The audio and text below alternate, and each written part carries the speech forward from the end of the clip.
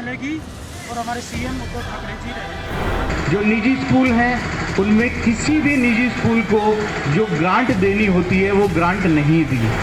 Engineer पढ़ा हुआ हमारा साथी गार्ड की नौकरी कर रहा है, क्या यही अच्छे दिन थे? ना आज हमारे को शिक्षा मिल रही, ना आज हमारे को रोजगार मिल रहा, ना आज हमारे को सुरक्षा मिल रही। एक बहुत ही लोकप्रिय महाराष्ट्र के सीएम हैं और आने वाले समय में भी वही सीएम रहने वाले हैं। जहां बात होती है लूट, बलात्कार, हत्याएं, गुड़गांव शायद नंबर 1 पे है।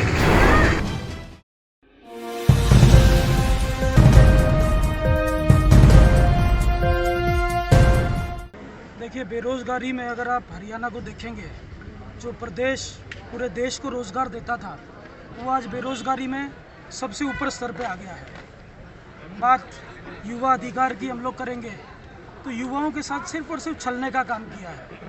75% का रोजगार देने की बात हो या बड़ी बड़ी कोई कंपनियां लाने की बात हो, हम देख रहे हैं कुछ नहीं हो रहा। सिर्फ और सिर्फ युवाओं के भावनाओं के साथ खेलने का काम हो रहा है।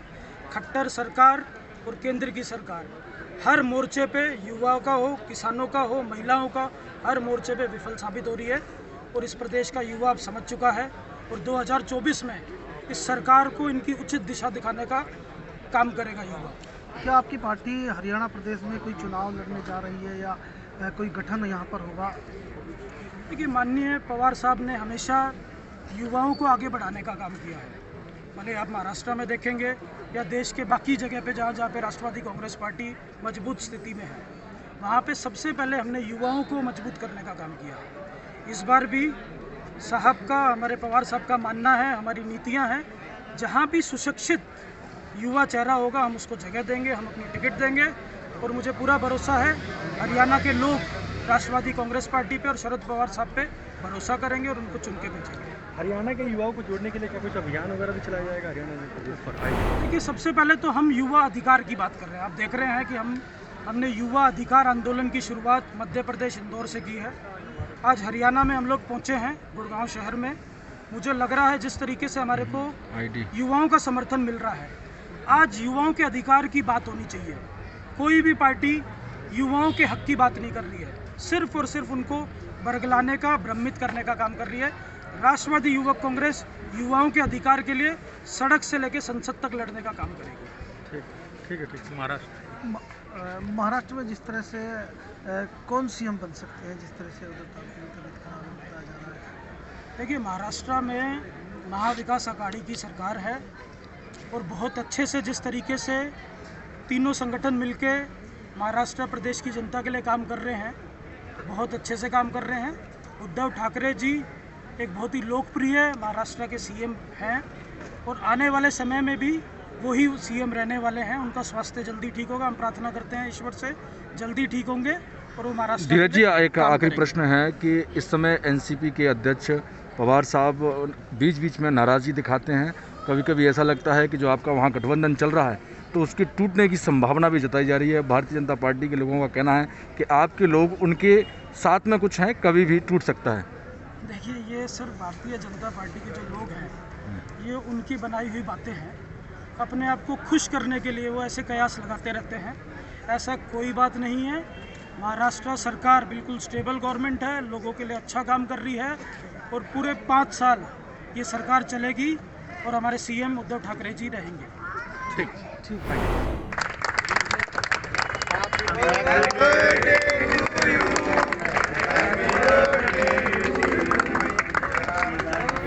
हरियाणा सरकार ने पिछले 7 साल से जो निजी स्कूल हैं उनमें किसी भी निजी स्कूल को जो ग्रांट देनी होती है वो ग्रांट नहीं दी।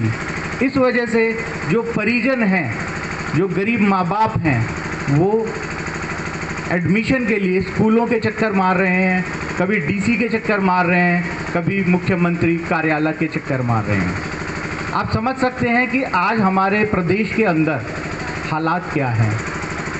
जहां बात होती है लूट, बलात्कार, हत्याएं, गुड़गांव शायद नंबर 1 पे है। इसके अलावा अगर हम बात करें तो हरियाणा पूरे देश के अंदर ऐसा प्रदेश है जहां बेरोजगारी सबसे ज़्यादा है। आखिर क्या मात्र जुमलों से आप युवाओं का पेट भर जाएगा? नहीं भरेगा। ये बहुत कहते थे कि बहुत हुई महंगाई की मार, लेकिन उसी महंगाई की मार ने आज हमारे को मार रखा है। जो वादे 2014 से पहले किए गए थे, उनमें से अगर कोई वादा पूरा हुआ हो तो आप बता दीजिए। ना आज हमारे को शिक्षा मिल रही, ना आज हमारे को रोजगार मिल रहा, ना आज हमारे को सुरक्षा मिल रही। तो साथियों, मैं यही कहूँगा कि आप धीरज भाई का साथ ज़रूर दें। आप सब लोग, हम सब लोगों ने देखा कि पिछले 1 साल से किसानों ने किस तरीके से अपने अधिकार के लिए लड़ने का काम किया। इस गूंगी बहरी तानाशाही सरकार को घुटने के बल पे टिकने पे मजबूर करने वाले ये किसान कौम है। इन्हीं से प्रेरणा लेते हुए इन लोगों ने अपने अधिकार के लिए लड़ा और इस सरकार को झुकाने का काम किया। इन्हीं से प्रेरणा लेते हुए हम लोगों ने, युवाओं ने फैसला किया कि किसानों की तरह इस देश में अगर सबसे बड़ा धोखा किसी के साथ हुआ है तो वो युवाओं के साथ हुआ है। 2014 में आप सब लोगों ने देखा किस तरीके से इस देश के प्रधानमंत्री युवाओं के लिए बड़े बड़े सपने लेके आए। उन्होंने बड़े बड़े घोषणाएं किए, बड़े बड़े वादे किए। हम सब लोगों को लगने लग गया कि अब सही में कुछ बदलाव आएगा, कुछ ऐसा बदलाव आएगा जो युवाओं के लिए एक बेहतर जीवन लेके आएगा।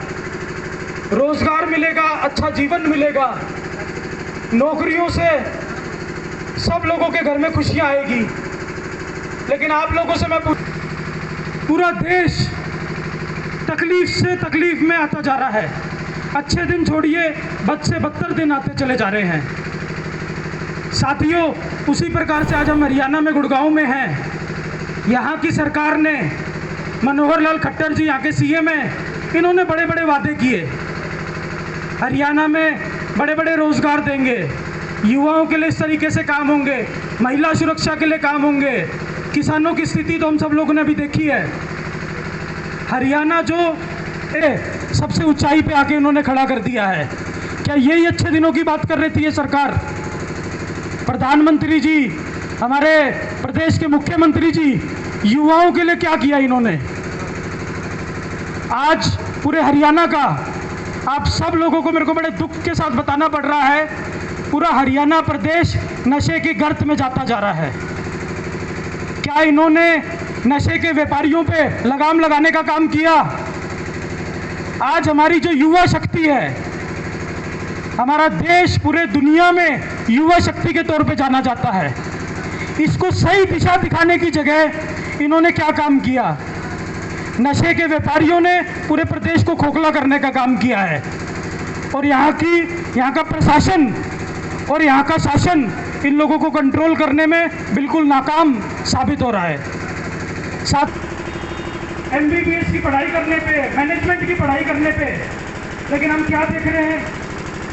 MBA पढ़ा हुआ बच्चा, हमारा युवा साथी, आज एक होटल में वेटर का काम कर रहा है।